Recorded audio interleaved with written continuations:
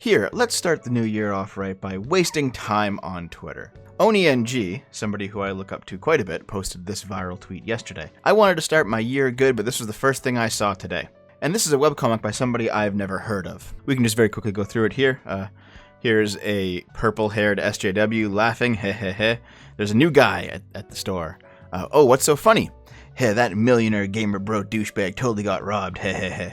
Hey, how'd you like it if you were robbed? Oh wow, I can tell we're gonna be the kind of coworkers who become good friends. Wow, really? Hell no.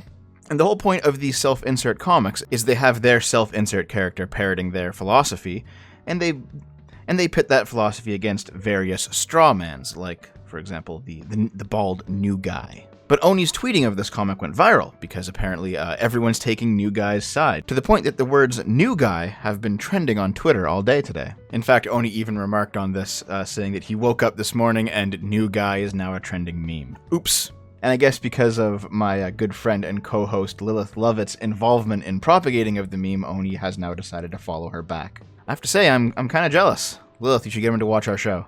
But yeah, new guy has become the latest hero, the first of 2020. And of course he's being replicated in various memes, like the Virgin Chad template, which is always hilarious. But I think it's actually important to talk about what's going on with this comic here, because this seems to happen a lot with social justice comic creators, which frankly, a lot of webcomics nowadays, they seem to be run or made by SJWs. I wouldn't say that they always do this, but the lower you go down the quality rungs, the more likely they are to do this. They have a self-insert character, like I said, that argues with strawmans. But the first question we can ask is, why is everyone siding with new guy? I mean, it's kind of obvious if you really think about it for more than 5 seconds. This is somebody taking glee in the fact that a millionaire gamer bro douchebag got robbed. I assume this is in reference to PewDiePie and having his house broken into, and Marzia's jewelry getting stolen. That happened, I think, a month or 2 months ago, or whatever it was. And she's taking glee in this. Because, you know, SJWs hate PewDiePie at this point, because he's not willing to self-censor or be apologetic enough for what they perceive to be his sins. And the only thing that New Guy does in this comic is, first of all, in the first panel, he wants to join in what she's finding funny, hoping that it would be a positive experience. He notices that it's, you know, probably not a good thing that she's just baselessly laughing at a misfortune that befalls somebody. And then he's happy about the fact that he thinks he's made a new friend. In all 4 of these panels, the self-insert, the one that you're supposed to be siding with, is the asshole. And I think that the radical left right now has this weird identification with evil that probably needs to be discussed at some point. Maybe we can do it right now, in fact. I mean, you must remember this from a little while ago, right? Where they said that Pennywise and the Babadook are said to be dating, and they've become LGBTQ icons. These are horrific supernatural creatures from It or whatever. I didn't see it. I don't really care. But the point is that Pennywise, at the very least, I know a little bit about him. He's not a good guy. I mean, he's like a demonic clown entity. But I guess because he's being shipped with the Babadook, all the horrible crimes he's committed, the fact that he is a personification of evil itself, doesn't matter because he's LGBTQ. All that other stuff can be forgiven, you know, because he's one of the LGBTQ tribe. And in fact, when this article came out and when this was shortly a thing on the internet, there was definitely a lot of association with Pennywise and the Babadook by a lot of individuals who just seem to be, you know, my team, right or wrong, my tribe, my group. And you really have to imagine what kind of person, you know, views this drawing as their ideal, or at least as their mascot. You know, you have these horrific creatures who have done unspeakable things, but because they're waving the LGBTQ flag, it's all right. You know, they're on side now. This whole thing moved beyond stupidity into something ideological when It Chapter 2 came out 2 years later in September of 2019, and it turns out that Pennywise was surprisingly anti-queer, and that the killer clown wasn't the ally they all thought he was. You know, if you had your head on straight and didn't just think of things in terms of ideology, you would have been able to notice this. You would have been able to figure out that identifying with something that is evil, just because it is like you in some superficial way, is probably not a good thing. And yet, mistaking solidarity for morality is something that the radicals on the left seem to do as a matter of course. For example, back when Untitled Goose Game was the hot new thing, this tweet here went viral, where it had the titular Goose as a trans person, having a little bow in their hair and holding a trans flag, and says, anyways, Goose is trans. For those of you who don't know, Untitled Goose Game is a game where basically you play as a goose and you steal the belongings of all these various members of this small town. It's a funny, silly little game. It might last you an hour or two. The music's great. The graphical style's pretty adorable. But the honest truth is, you play the villain in this game.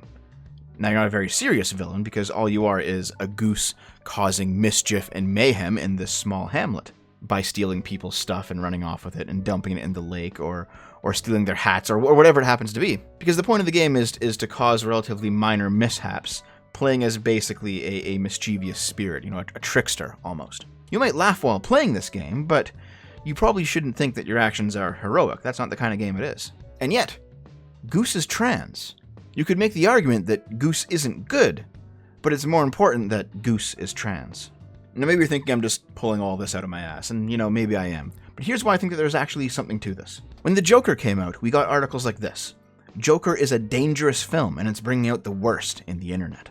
Or why Joker is sparking a backlash over its portrayal of incel violence. Now, I liked The Joker, but to those of you who were really in love with this film, I hate to break it to you, the Joker was a villain in that, alright? At least he certainly wasn't a hero. That doesn't mean that the people that he went up against in that movie were heroes themselves. No, pretty much every single character, except for like the completely innocent or uninvolved ones, they're pretty much all villains in that movie. But why didn't the Joker have the privilege of having social justice warriors identify with his evil acts? I mean, if they can do it with Pennywise, surely they can do it with the Joker, right?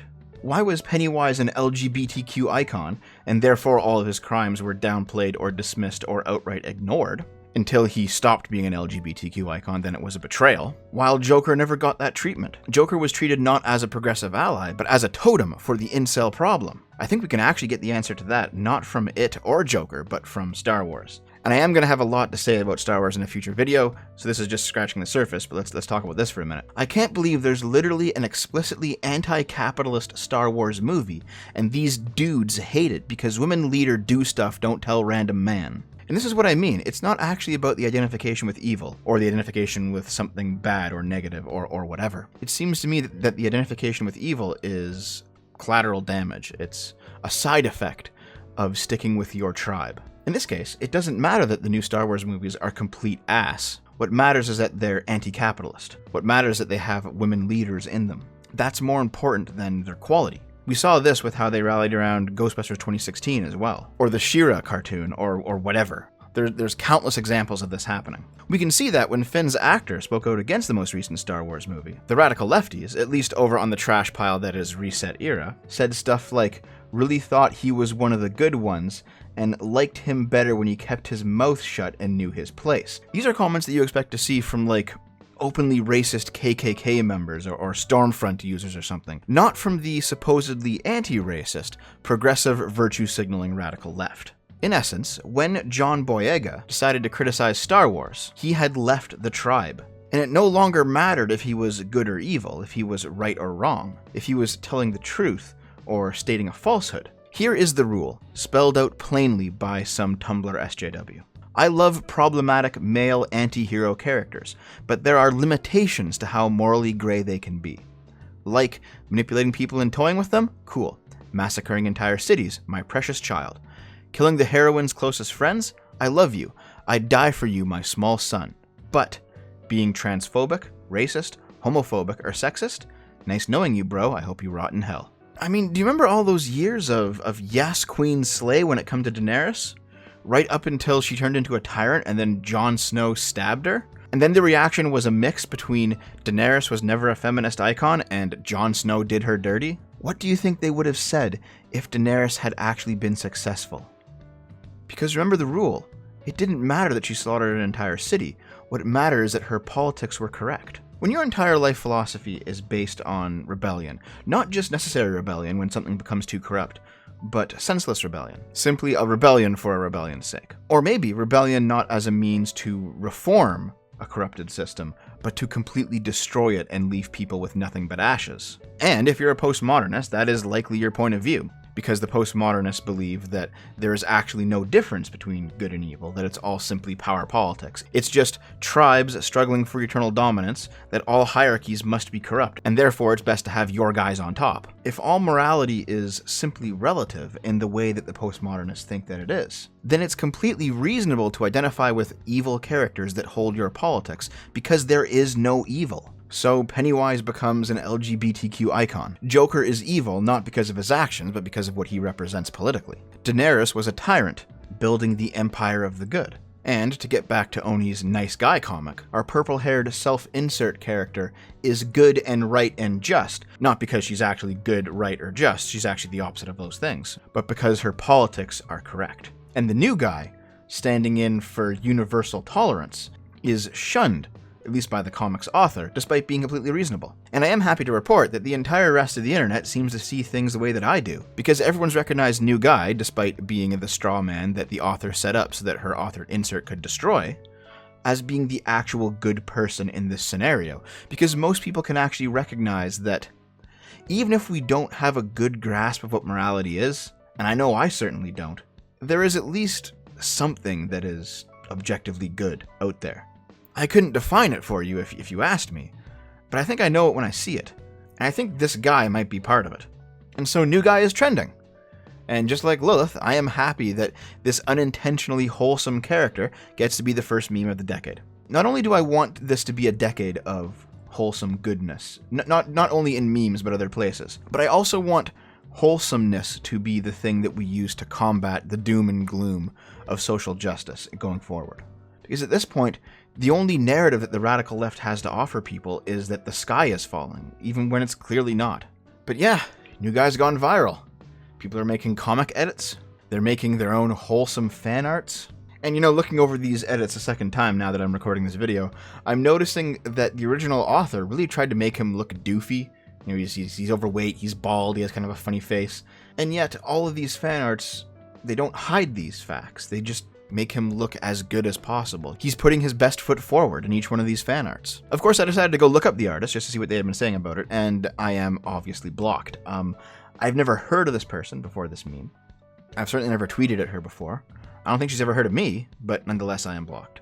Probably because I follow Lilith, and Lilith was involved in the propagation of the meme or something. At the same time, this person's tweets are also protected. Surprise, surprise. Because when you set up a straw man in one of your own works of art, and even your self-insert can't knock over your straw man, and everyone agrees with the straw man over you, yeah, I can see why you'd lock your Twitter account. Now, of course, she could have taken the Shen Comics bike cuck route and used it to expand her brand, promote herself, maybe become a little bit more humble, learn something along the way. But no, she's not doing that, in fact. But instead, when she first posts the comic, she says, clutches pearls, won't someone think of the millionaires? And then when Oni decides to repost it, she says, wow, my mentions are fucked. I guess having a bunch of piss babies call me ugly and horrible for the next few days is going to be a thing. I haven't seen anyone call you ugly and horrible. Maybe they have. If they do, I don't think that's right. At the same time, it's not that you're ugly and horrible. It's that you're mean-spirited and cruel. Even some folks I follow are making fun of me. Yay, that feels nice. Maybe this is an opportunity for self-reflection. I'm not even saying give up social justice or anything. Though, of course, any SJW who gives up social justice, that's probably a good thing overall. But I'm not even saying that. I'm just saying maybe challenge your own opinions a little bit on this. But if you're a postmodernist, it's going to be very hard to do that, because the framework that you're tackling this from, as we can see by the content of your comics, is that there is no good or evil. There's only power politics. And it's your team versus their team. It's the SJWs versus the white supremacy capitalist patriarchy. And that anything that your enemy has that is good must be defined out of the good category. And then any evil that you might have within you have to be defined as good because you think your politics are good. That's the problem with postmodernism, and that's why you identify with evil. And now that everyone has noticed you identify with evil, that's why people that you follow are making fun of you. I know it doesn't feel nice. And I know that having some kind of self-reflection on this probably feels a lot worse. But you are always going to be the spiteful little girl in this bit of artwork that you've created, demonizing completely reasonable people if you don't go through a process of self-reflection. And this is not just some armchair psychology here. Look at how she replies to people with legitimate criticisms about her regarding this comic. I don't know what your other comics are like. I never even knew you existed until I saw Chris's post. But honestly, I think he just doesn't like the moral implications of the comic. I don't think he has any problem with LGBT people since he has friends in the community. I don't hate you. Her only reply is a sarcastic, yeah, he's such a moral person, the next Jesus, really. There's no self-reflection here, just bitterness and rage. And just in case you think I'm also pulling stuff out of my ass regarding the moral side of this conversation as well, let me just show you two of our old comic strips here. This one is, it seems quite old based on the difference in art style. It says, jerk-ass coworker. And the coworker says, ugh, I am so sick of all this politically correct bullshit. Look at this. Do we really need content warnings for pictures of food? And then the self-insert, who has red hair instead of purple hair now. She says, maybe it helps those who struggle with eating disorders. The coworker says, well, fuck that, I'm not going to coddle anyone. Our self-insert says, well, no one is forcing you to use the content warnings.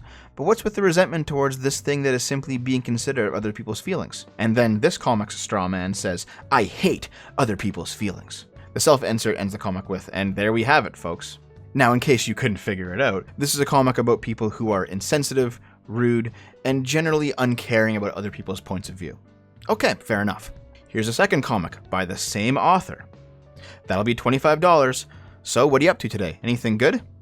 Oh, I'm just getting a drink with my girlfriend. Oh, hey, I'm gay too. So where are you and your girlfriend going to go? No, wait, I'm not gay. My friend who's a girl and I are just having a ladies' night. Okay, well, sorry, but that is infinitely less interesting to me. You can see that the positions and attitudes of the author insert and the straw man have completely gone on a 180 between this strip and the previous one. She has now completely gone against the previous strip's moral. And yet we're still expected to side with our author insert and completely disregard the previous definition of what was morally superior, because her point of view, her politics, are right. And of course, now that New Guy is a meme, everyone's blaming Oni for it. 45,000 fucking tweets dogpiling a trans person for doing fucking nothing, just because Oni NG thought he'd parade her in front of his audience of 300,000 pieces of shit for a fucking laugh. See, I have not mentioned in this video at all, up until this point, that the author of the comic was trans, because it's not relevant. And frankly, until I found this tweet that we're looking at right now, I didn't know she was trans. The fact that she is a trans person doesn't actually matter. Being a member of a minority group, whether that's a racial minority or being trans or being gay or something, it does not excuse you from having a shit personality. But to this person, only the trans thing matters. It doesn't matter what she's done, it doesn't matter what she thinks, it doesn't matter what opinions she holds, it doesn't matter that she identifies with evil, insofar as she does in terms of this silly little comic. What matters is that she's part of the tribe. And these people inherently understand this, I think.